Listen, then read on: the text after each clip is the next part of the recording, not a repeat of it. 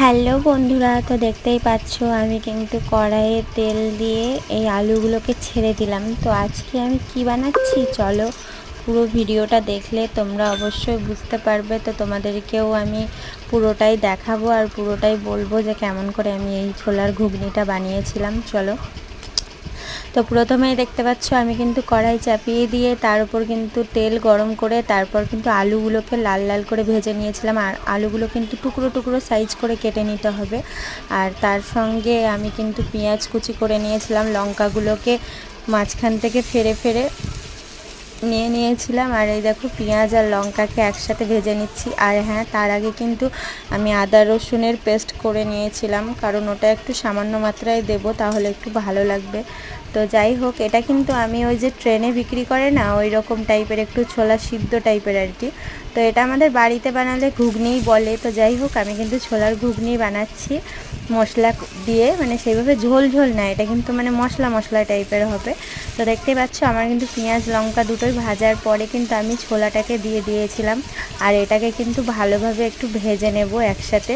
তো ভেজে নেওয়ার পরে কিন্তু অনেক কিছু দেব। দেখো, এই দেখো আলু দিলাম, এখানে আগে আমি আলুটা ভেজে তুলে নিয়েছিলাম, তোমরা তো দেখলেই। তো এখানে কিন্তু আমি আলুটা দিয়ে ভালোভাবে নাড়াচাড়া করে নিচ্ছি, কারণ এটাকে একটু ভালোভাবে নাড়াচাড়া না করলে, লাল না হলে ভালো লাগবে না।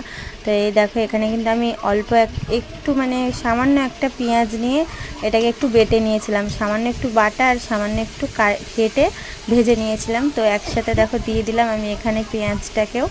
হ্যাঁ, তো এবার কিন্তু আমি ভালো করে নাড়াচাড়া করিয়ে নিচ্ছি। আর লঙ্কাগুলো সে হয় না ট্রেনের ওপরে যে হকাররা বিক্রি করে আর কি, যেমন বললাম ওই লঙ্কাগুলো সেদ্ধ সেদ্ধ ওইগুলো থাকলে ভালো লাগে, তাই লঙ্কাগুলো কিন্তু বেটে দিইনি, লঙ্কাগুলো ফেলে দিয়ে দিয়েছিলাম। আর এখানে দেখতে পাচ্ছ আমি সমস্ত রকমের মশলাগুলো নিয়ে নিয়েছিলাম।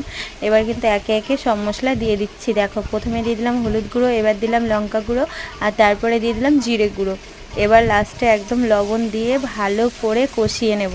আর কষিয়ে নেওয়ার পরে কিন্তু মাত্র মানে অল্প মাত্রায় একটু জল দিয়ে দেব। তো জল দেওয়ার পরে কিন্তু একবারে ঢেকে রেখে দিতে হবে। তার আগে তোমরা যতটা পারবে সুন্দর করে কষিয়ে নেবে, ভালো করে ভেজে নেবে, যাতে মশলার গন্ধ চলে যায়। তো এখানে দেখতেই পাচ্ছ আমার কিন্তু কষানোর পরে আমি কিন্তু জল দিয়ে ঢেকে দিয়েছি। মানে জলটা তোমরা পরিমাণ মতো দেবে, যতটা তোমাদের ঘুগনি থাকবে মানে ছোলা আর আলু থাকবে ততটাই পরিমাণ মতো দেবে। তো এখানে দেখতে পাচ্ছ আমার ঘুগনি কিন্তু রেডি, আমি কিন্তু শুকনো শুকনো করে নামিয়ে নিয়েছিলাম। টাটা।